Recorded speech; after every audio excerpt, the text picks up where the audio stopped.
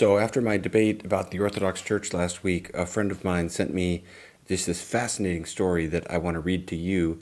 And it meant a lot to me because partly I was thinking this is a great opportunity to say something kind about the Orthodox tradition, because I think it's always great if you can, if you're disagreeing with someone, it's great if you have something you can honor them with or express appreciation for. That's great to do.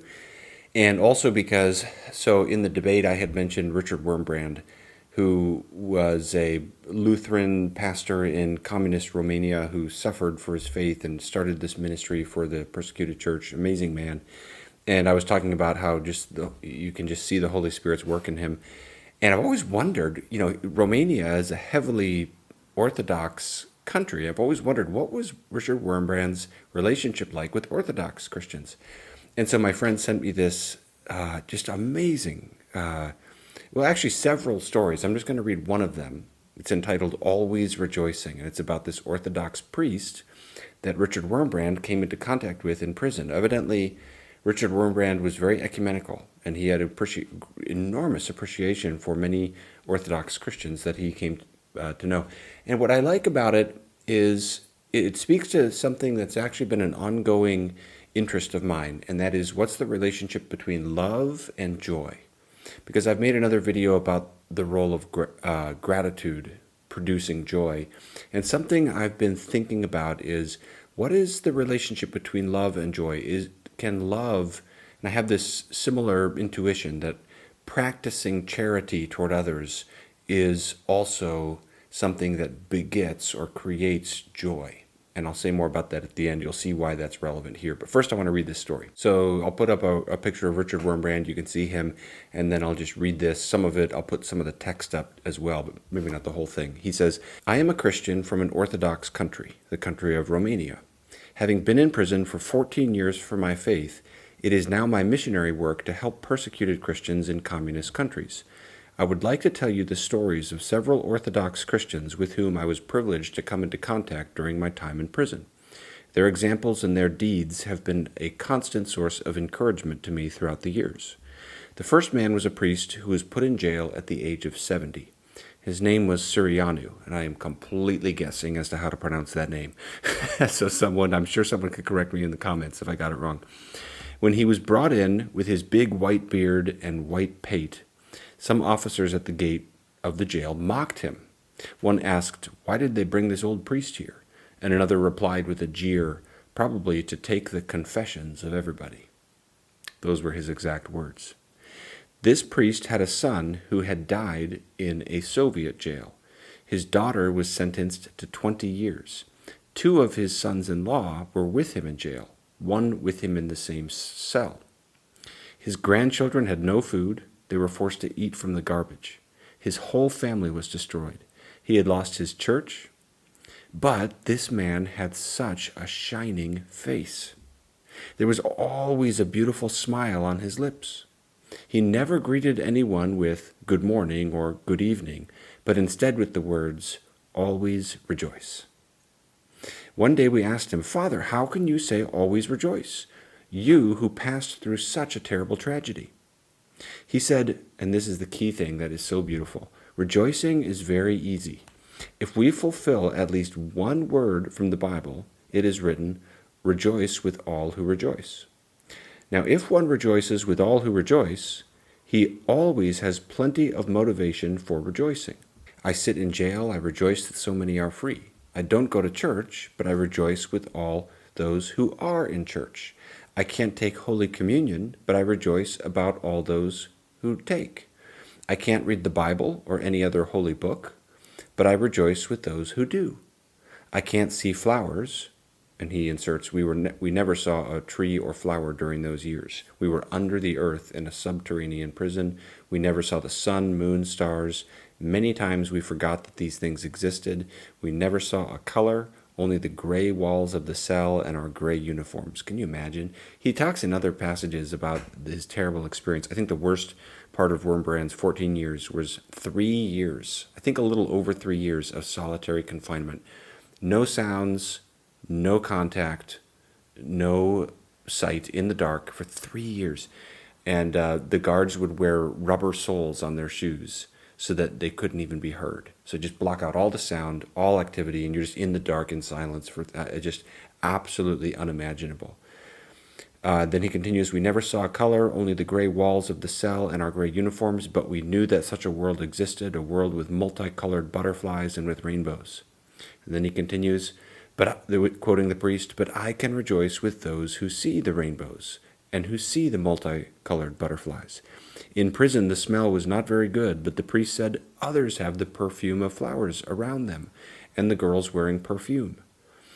And others have picnics, and others have their families of children around them. I cannot see my children, but others have children. And he who can rejoice with all those who rejoice can always rejoice. I can always be glad. That is why he had such a beautiful expression on his face. I absolutely love that story, and to me, I think about that all the time. To me, this is very profound, and I want to close this video. It's a very brief video, very kind of simple, focused video here, but I want to close it with a challenge. Try this out, and I bet you will find that it works. Practice intentional charity. So find another person in your life, especially someone that maybe, maybe don't choose your arch enemy or your best friend. Just find somebody in your life. Maybe somebody that you're not all that similar to, or somebody that is struggling in some way, or someone that you have a disagreement with, something like that. And practice wishing well upon them. Practice desiring for their good. What that priest is saying is just so unbelievably beautiful to think he has such benevolence and charity in his heart that he can rejoice. True, I believe that's sincere. He can truly have joy in his heart at the joys of other people. I do think that's what heaven will be like. I often talk about Anselm, my favorite theologian, Proslogion, chapters 24 and 25. My favorite thing in anything written anywhere. And the whole idea is love multiplies the joy of heaven. When you practice the golden rule, your neighbor's happiness is just as good news as your happiness, and vice versa, back and forth. And then all the saints and angels, and the love of heaven infinitely multiplies constantly the joy of heaven. And it's such a beautiful thought. And I do think that we can practice that. Here we can practice wishing well upon others. Here's a way to do that. Picture someone when they are fully glorified and perfected in heaven. They're totally safe, no more pain. They're made whole. The suffering of their life, if they are a Christian, obviously, there's someone who suffered for Christ, and they are that works unto some glory somehow, some goodness, some happiness, some glorious outcome from their life in this world, and so forth. And they're made perfect and so forth. Picture them in that state, because if someone's a Christian, that's where they'll be one day. And then wish that upon them. In your heart, desire that for them. Dostoevsky said, to love another person is to see them as God sees them. So see them as in light of what God will do for them because of the gospel. And then wish that upon them. Push them toward that in your heart. Wish joy upon them. Now, the amazing thing that happens is if you practice that, you take 30 seconds to do that, to try that out, it is almost impossible not to feel joy yourself. And I think this is one of the most profound discoveries of life and what that priest became good at. When you wish joy upon someone else, you receive joy yourself. That's why it's always, for me, getting my kids Legos is what I think of. On Christmas, I got my son Isaiah, who is 8. He was 7 at the time. This big AT-AT, the Lego AT-AT. And it was the most joy I'd ever had at any present, much more than ever getting a present. To truly give someone joy is one of the most wonderful feelings. And it's a happy thought to think you can spend a lifetime cultivating this as a habit, wishing well upon others. And for those of us who are followers of Christ, we can do this toward everybody, including our enemies. In fact, I think we're called to do that. Desiring doesn't mean, obviously that's complicated. It doesn't mean we don't hold people accountable or distance ourselves when we need to and that kind of thing. But ultimately, with respect to the state of their soul, we practice wishing well upon others. we bless those who curse us, and that kind of thing. And to practice that over a lifetime is the most incredible thing I do believe it works. It produces joy in our hearts. And I'm thankful for the testimony of that priest because it's such a beautiful image of that. So that's it. Short video. I'm not going to say like and subscribe. Trying to not, because everybody always knows that. You watch enough YouTube videos and it's like. But one thing I thought about recently is I will never use overlay ads. Does anyone else out there hate the over?